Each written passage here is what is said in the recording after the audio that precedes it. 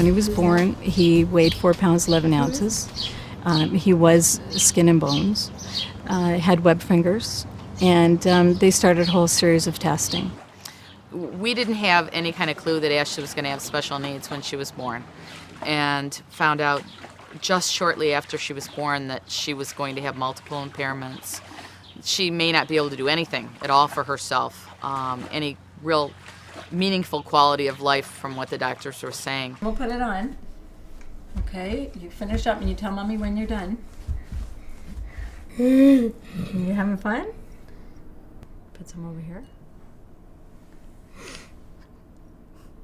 What do you think? Do you want to put your pepperoni on? You put some cheese on top after? When Mitchell was almost a year old, I had taken him to a children's hospital where we lived. And the doctor had told me at that time that I was in denial and had a severely handicapped child, and he would never walk, never talk, and I would be lucky to see him blow at his 16th birthday candle. So, needless to say, the DIC, they've really given him a new quality of life.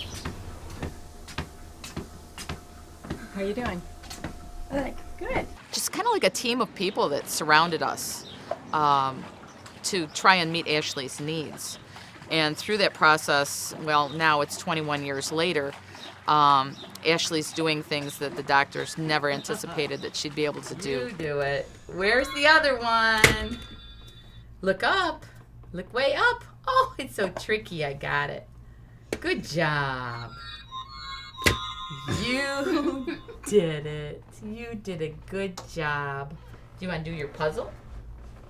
No matter how they get here or what they're looking for, whether it's just they need a wheelchair so they can get transported to school and they have everything else in place, or they need to start from scratch and need occupational, physical, speech therapy services as well as doctor care, we can provide whatever level of help they need. It's a very unique organization where I have a new parent come in and they're used to running all over the place to do everything and to see all the people they need to see, and they can come to one place and they say, oh, you do that here too? I cast the child, fit them, and then do any adjustments and follow up. So it's nice at the DIC we can coordinate care with the therapists and the doctors. It's very easy access for parents who often have a difficult time getting around with their child in a wheelchair. We have a very special group of people here, and you can feel it in the hallways every day.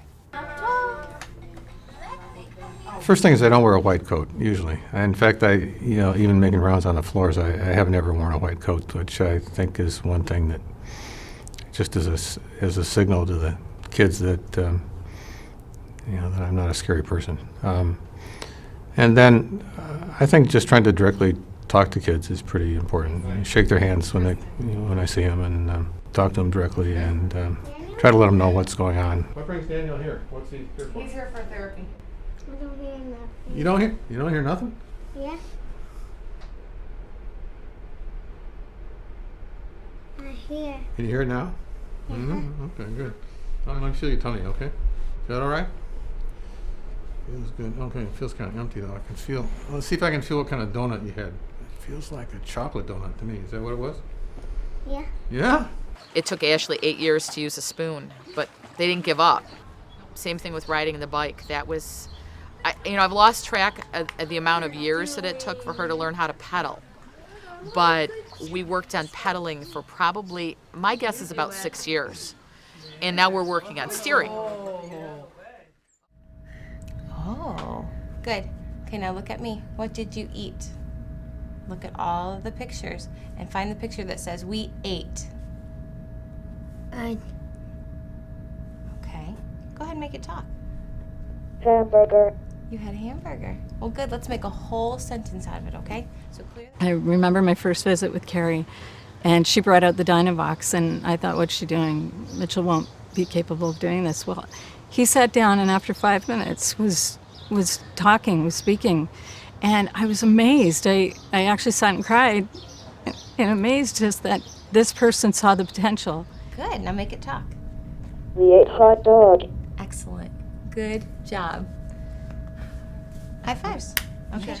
I've had so many parents come in and the doctor would have told them, you know, they'll never be able to walk, they'll never be able to do this, they'll never be able to do that. And I always tell them you can never say never. Ready? Way up high. 1. Good counting. Oh my goodness, that's the best stretching I've seen.